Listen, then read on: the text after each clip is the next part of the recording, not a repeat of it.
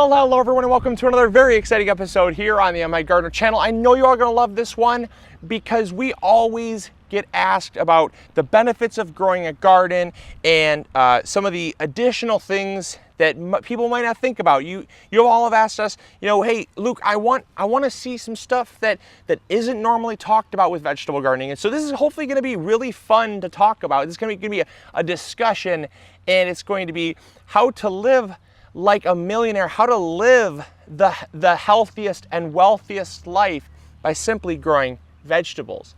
Now, this is a concept that has been brought up before, so it's merely me talking about it, but the connection was made that back in the day, if you look back at the Depression era, the wealthy people consumed meat. Meat was seen as this very extravagant thing, and to some extent it can be today, but there are cheaper alternatives and very inexpensive options for those that really do not have a whole lot of money.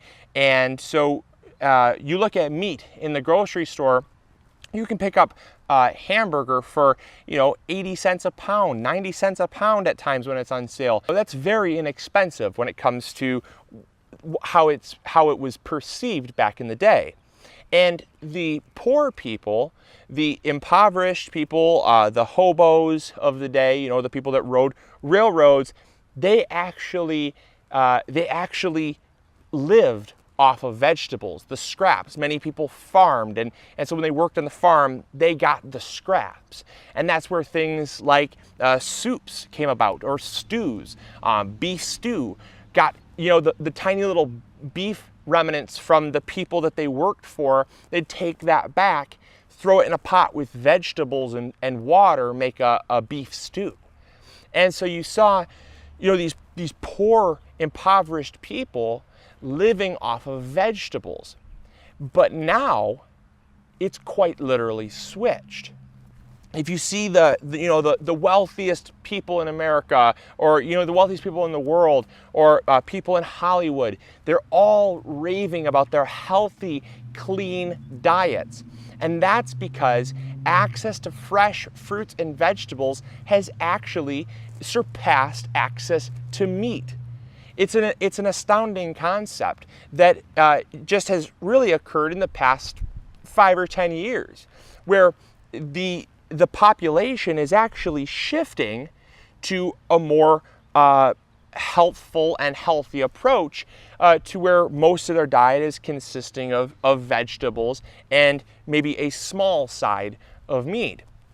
But the access to those fresh fruits and vegetables is really, really limited. It's very expensive. And so you go to the store, and remember I said, a pound of hamburger was about 80 to 90 cents when it's on sale, maybe $1.20 at most, a pound. And you look at a pound of tomatoes. A pound of fresh tomatoes can be $4 or $5 at some markets. If you look at a pound of kale or a pound of spinach, you're talking $5, $6 for a pound of kale or spinach. Everything is that way though. Fresh fruits and vegetables have surpassed the price of most meats by pound by a long shot. And so you see the switch. People are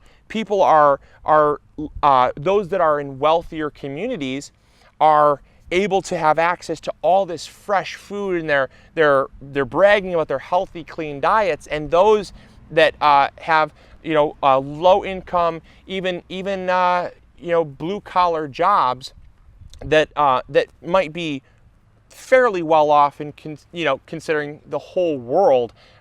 There's lots of areas in the world that have really, really poor subsistence farming, barely getting by type things. But even like a blue collar job nowadays with minimum wage really cannot afford lots of fresh fruits and vegetables. And we get asked on this channel, Luke, I want you to talk about this. A lot of people, you might be in the same position. You say, I want to go out and eat a healthier lifestyle, or live a healthier lifestyle, but I can't eat really the healthiest of the healthy because it's so expensive.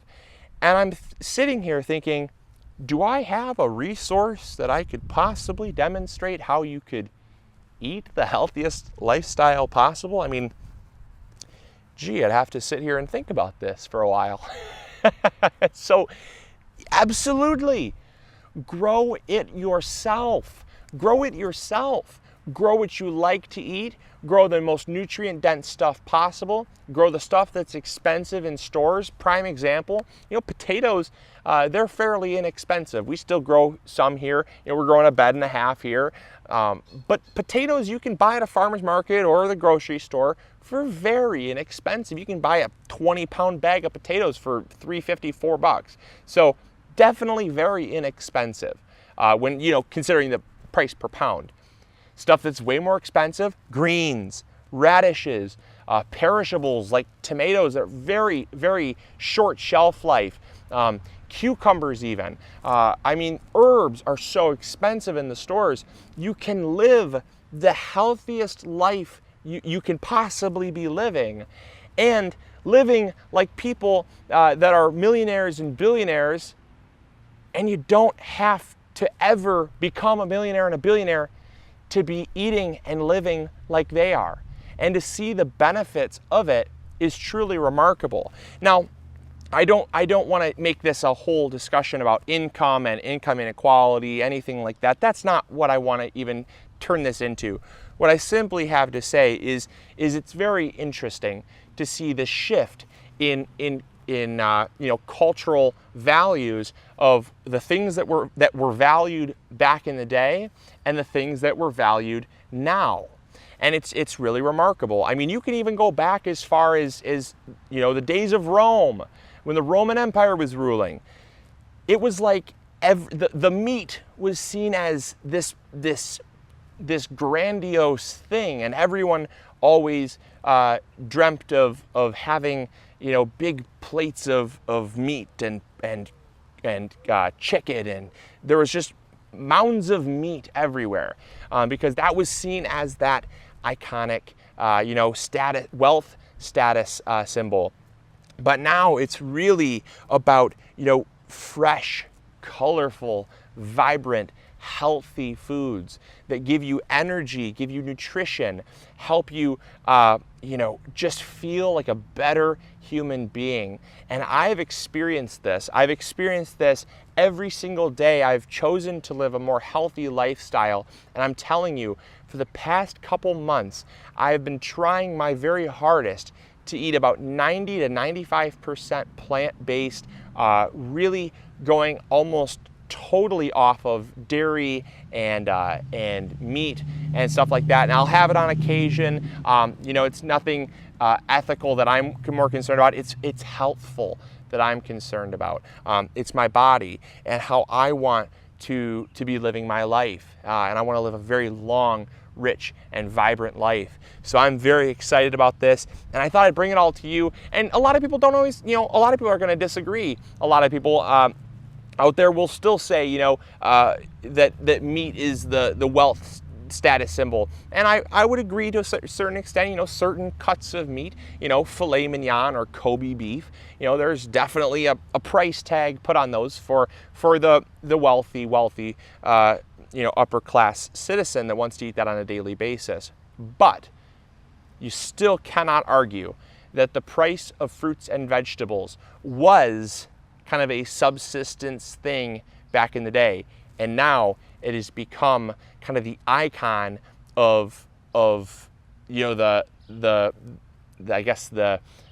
hole in the pocketbook, if you will, the pressure point that's put on the consumer of, do I want to buy bananas today? Are they on sale?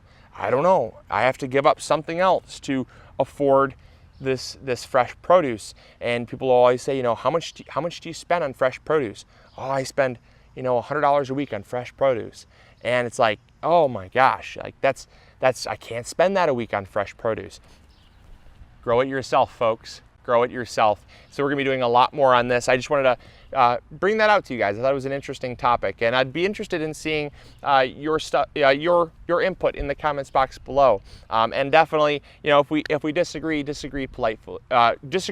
politely, please, and we can have a discussion down there in the comments box. So anyways, hopefully y'all enjoyed it. I just thought it was an interesting thing. I was watching a TED talk about it, and if I can find it, I'll post it in the description box, and I'll try to go find it. And it was just really interesting. It was talking about, you know, diet changes and lifestyle changes and the values that were put on it. And it was just very cool talk. So anyways, I'll talk to you all later. We're gonna get out in the garden today, get some work done. So I gotta get going. All right, hey, I'll talk to you all later. Hopefully you'll have a great day. Hopefully you're remembering to grow big or go home. We'll talk to you later. See ya.